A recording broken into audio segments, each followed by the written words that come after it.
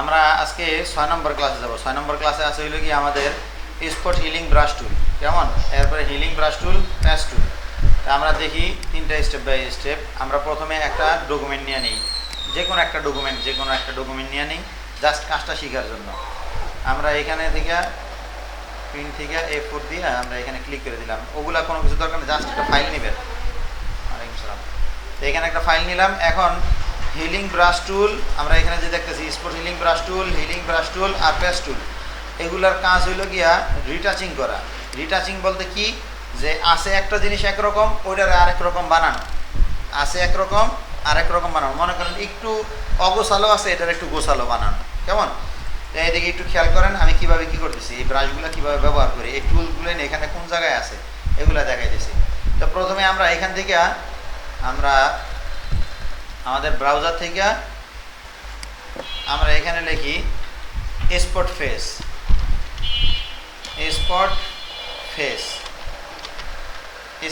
Image লিখে search করি। এই যে এখানে আসছে স্পট ফেস ইমেজ লিখে সার্চ করলে দেখবেন চেহারায় ব্রণের দাগ দুগ আছে, এরকম কিছু ছবি আসলো। আমরা স্টুডিওতে গেলে অনেকের গালে মুখে দাগ থাকে, ওই দাগ দূর করে একদম পরিষ্কার করে দেয়। সেটা কিভাবে সম্ভব হয়, আমরা এখান থেকে গালে দাগ আছে এরকম দেখা হালকা দাগ আছে এরকম একটা ছবি নিই। যেমন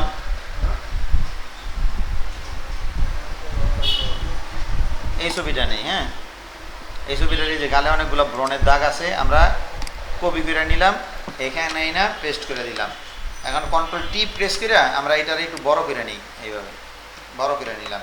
কারণ আমরা যেহেতু এই ছবিটার উপরে কাজ করব, হ্যাঁ, এই কারণে আমরা এই ছবিটার একটা ডুপ্লিকেট করে নিই। কন্ট্রোল জে প্রেস করলে এই যে ডুপ্লিকেট হয়, হ্যাঁ, এই যে একটা এখানে মূলত এই যে এখানে কিন্তু একটা লেয়ার ছিল, কন্ট্রোল জে প্রেস করাতে দুইটা হয়েছে। তো আমরা নিচেরটার আই অফ করে রাখলাম, মানে আই অফ করলে কিন্তু দেখা যায় না, তো এই নিচেরটার অফ করে রাখছি আর উপরেরটা ঠিক আছে। এখন আমরা এইটার উপরে কাজ করব, কেমন।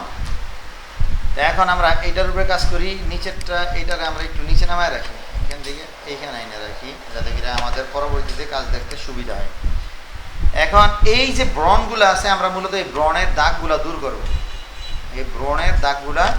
সেক্ষেত্রে আমরা কি করব, এই যে এই টুলটার মধ্যে আছে স্পট হিলিং ব্রাশ টুল, প্যাচ টুল, এই নিচে যে দুইটা আছে এই দুইটা লাগে না আমাদের, কেমন। ওই যে একটু আগে ওই আপনাদের আগের ব্যাচেরে বললাম যে অনেক টুলস আছে যে টুলসগুলো কখনোই প্রয়োজন হয় না, যেগুলো প্রয়োজন হইলেও কবে প্রয়োজন হয় সেটা জানি না।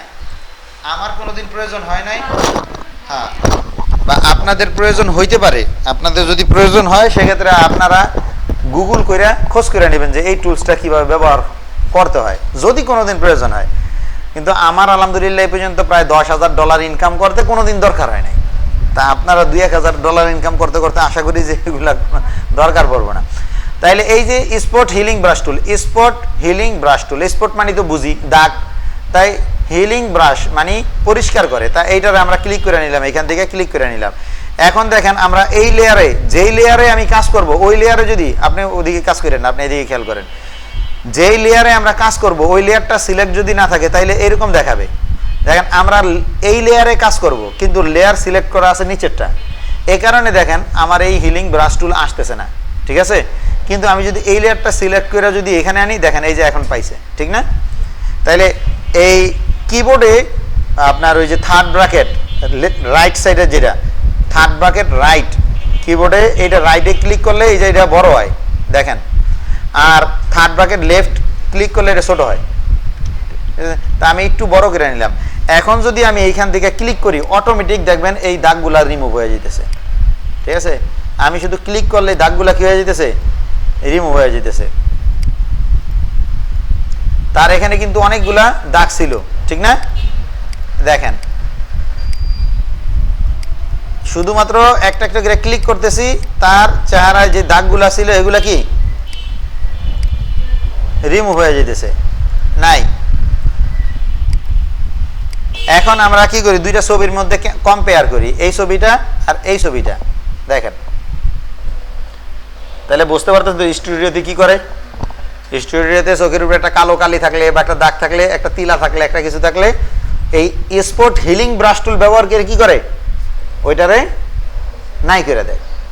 তাইলে এই ছবিটা থেকে এই ছবিটা হয়ে গেল খুব অনায়াসে, জাস্ট কয়েকটা ক্লিক করলাম সব মুইসা কি পরিষ্কার হয়ে গেল। তাইলে গেল এই একটা, এটা আমরা এটা অফ করে রাখি। এরপরে এইটা আমরা আরেকটা কপি করি, আরেকটা কপি করলাম, এই নিচেরটার এই যে এইটার অফ করে রাখি, অফ করে রাখলাম। এখন এইটা যেটা আছে এইটারে আমরা কন্ট্রোল টি প্রেস করে ধইরা উপরে নিয়ে আসি। হ্যাঁ, এখানে নিয়ে আসলাম। এখানে কিন্তু আগে আরেকটা কাজ করছি, এই যে এটার কাজ করছি, এখন আমরা আরেকটা কাজ করব। এখন আমরা এই যে এইটার কাজ করব। এইটা তো আমরা স্পট হিলিং ব্রাশ টুল এর কাজ দেখলাম। আর হিলিং ব্রাশ টুলের কাজ কি? এইটার এই যে এখন ছোট আছে, আমরা থার্ড ব্র্যাকেট রাইট বড় দিয়ে বড় করে নিতেছি। এটা একটু জুম করে নিয়ে অল্টার প্রেস করে ধরে আমরা যদি স্ক্রল করি তাহলে বড় হয়। তাহলে এখানে আসলো। এখন আমাদের এখানের কাজ কি? আমরা যদি ওইটা যেরকম করছি খালি চাপ দিছি আর হয়ে গেছে, ঠিক না? হিলিং ব্রাশ টুল এইটা খালি চাপ দিলেই হইব না, এটার জন্য আলাদা কপি করে নিতে হবে। আপনি কোন জায়গাটা কপি করতে চাইতেছেন, ঠিক আছে? তা আমি এই যে পাশ থেকে এই জায়গা, এই যে অল্টার, এইখানে কার্সরটা নিয়ে অল্টার চাপ দিলেই দেখেন কেমন জানি একটা ইয়ে হয়ে যায়, মাকড়সা জালের মতো, ঠিক আছে? তাইলে এইখানে অল্টার প্রেস করে মাউসের লেফট বাটন চাপ দিতে হবে, একটা চাপ দিলাম পরে এখন যদি এখানে দেখি, এই যে দেখেন এখন কিন্তু এই যে এখানে ক্লিক করার সাথে সাথে ওই যে যেই জায়গা থেকে আমি কালার কপি করছি ওই জায়গায় কিন্তু প্লাস চিহ্ন আসে, এর পাশাপাশি কিন্তু এই যেগুলো কিন্তু মুছে যেতেছে, দেখছেন? ঠিক আছে, মানে একই কাজ।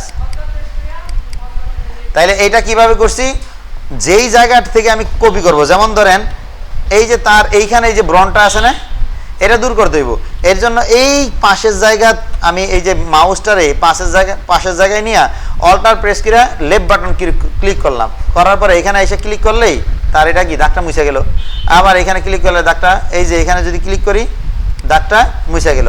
তবে এখানে একটা জিনিস খেয়াল করবেন, এইটা দিয়ে যদি আমি মুছি খুব কাছ থেকে আমার কি নিতে হইব, আপনার ইয়া নিতে হইব, এই কালারটা পিক করতে হইব। আর এই যে এখানে হার্ড আছে, এখানে হার্ড রাখা যাবে না। এখান থেকে এই যে হার্ড কালারটা আছে, এই হার্ড কালারটাকে সফট কালারে রূপান্তর করতে হইব। সেক্ষেত্রে এইটার উপরে যদি ক্লিক করি, এইখানে দেখেন এই যে হার্ডনেস দেওয়া আছে, ঠিক আছে? এই হার্ডনেসটারে কমায় আনতে হইব, হার্ডনেসটারে কমায় আই না। এরপরে আপনি এইখান থেকে কি করবেন, এই যে এই দাগটা দূর করবেন। আপনি এই যে এখানে এসে ক্লিক করলেন, এই যে এখন এই যে পাশ থেকে এই যে এই পাশ থেকে ক্লিক করবেন, এই যে এই পাশ থেকে ক্লিক করলেন, এই এখন দাগ পরে নাই। কিন্তু এই নিচে দেখেন যখন হার্ড ছিল তখন আমি এই যে এখান থেকে যে কপি করে নিছি এখানে কিন্তু দাগ পড়ে গেছে, এই যে এখানে কিন্তু একটা স্পট পড়ে গেছে। তা আমি এটার আবারও দেখাই,